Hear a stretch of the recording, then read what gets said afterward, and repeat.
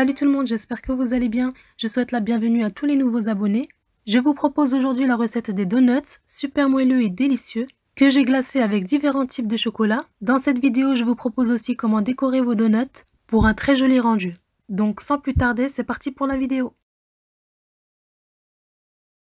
On aura besoin de 300 g de farine, T45, 50 g de beurre mou, 110 ml de lait, un œuf moyen, 30 g de sucre en poudre, 4 g de sel, 15 g de levure boulangère, ainsi qu'un sachet de sucre vanille. Veillez à ce que vos ingrédients soient à température ambiante 30 minutes avant de commencer la recette. Je commence par verser le lait, ainsi que la levure. J'ajoute le sucre en poudre, l'équivalent de 2 cuillères à soupe, un œuf entier, la farine, le sel, le sucre vanille, ainsi que le beurre. Comme vous voyez, il est bien mou. Je commence par pétrir à vitesse lente pendant 5 minutes.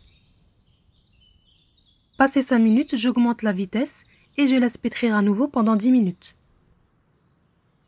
Je dépose ma pâte sur le plan de travail. Lorsque vous étirez la pâte, comme vous voyez, elle ne doit pas se déchirer. Elle est bien élastique et bien souple.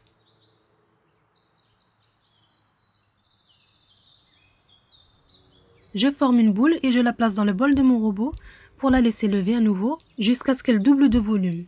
1 heure à 1 heure et demie environ, en la couvrant d'un film alimentaire.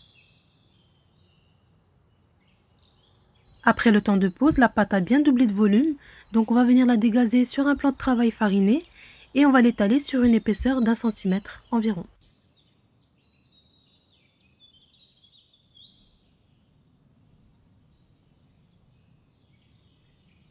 Veillez à bien fariner votre pâte en dessous et au-dessus pour éviter que ça ne colle.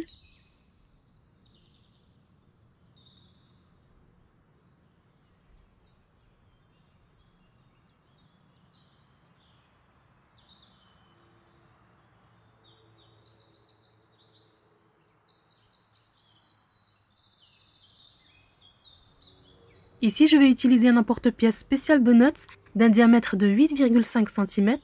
J'ai découpé du papier sulfurisé en forme de carré, donc un peu plus grand que le gabarit de l'emporte-pièce. Et je vais venir découper des cercles dans la pâte. On va déposer les donuts sur chaque carré de papier cuisson, ce qui permet de les déposer dans l'huile de friture sans les déformer. Et je viens le poser sur un plateau. Et comme vous voyez ici, je trempe mon emporte-pièce dans un peu de farine pour éviter que la pâte ne colle et que le donut se déforme.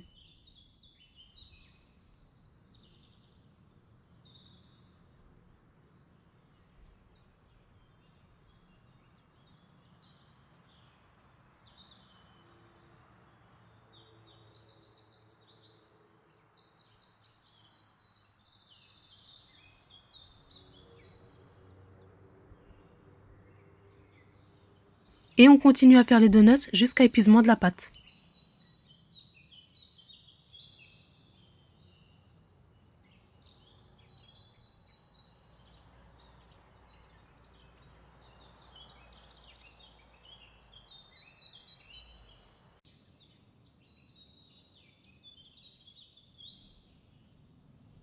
Avec les ingrédients que je vous ai donnés, vous obtiendrez environ 12 donuts.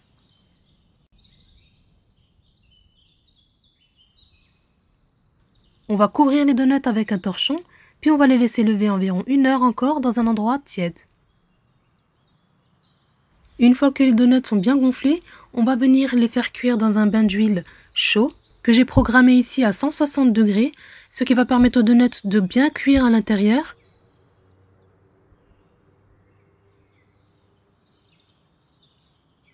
Après avoir déposé les donuts dans l'huile, on va attendre quelques secondes avant d'enlever le papier cuisson à l'aide d'une petite pince et on va laisser cuire les donuts tout doucement à feu doux en surveillant environ 1 minute de chaque côté jusqu'à dorure.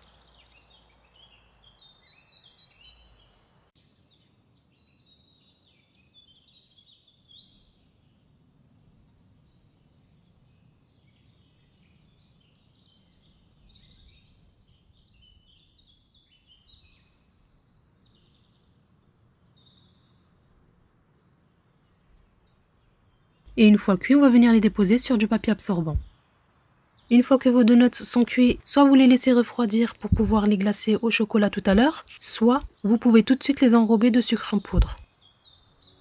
Forcément, ces donuts ne se conservent pas très longtemps, donc je vous conseille de les manger dans la journée ou bien le lendemain, car ils risquent de se dessécher et durcir assez vite. Si vous avez décidé de les conserver, placez-les dans une boîte hermétique jusqu'au lendemain.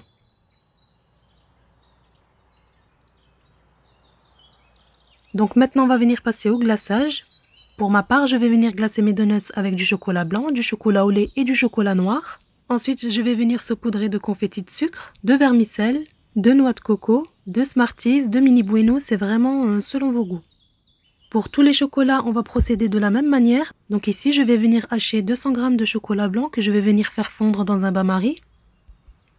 Mais si vous le souhaitez, vous pouvez le faire fondre au micro-ondes par tranche de 30 secondes en remuant de temps en temps. Je vais y ajouter 2 cuillères à soupe d'huile de tournesol.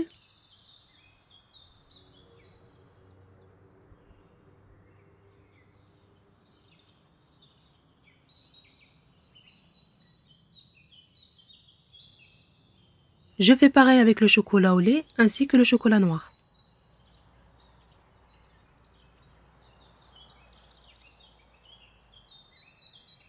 Ici, je vais venir colorer une partie de mon chocolat blanc pour réaliser un effet marbré.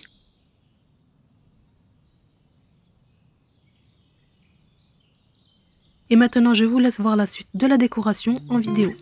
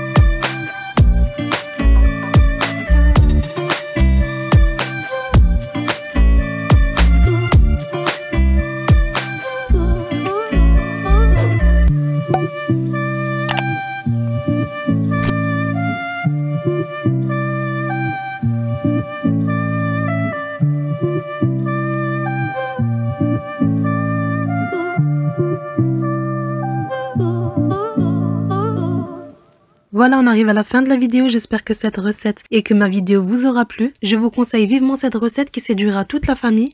N'hésitez pas à vous abonner si ce n'est pas fait, à liker la vidéo si elle vous a plu. Et moi, je vous dis à très bientôt pour une prochaine vidéo.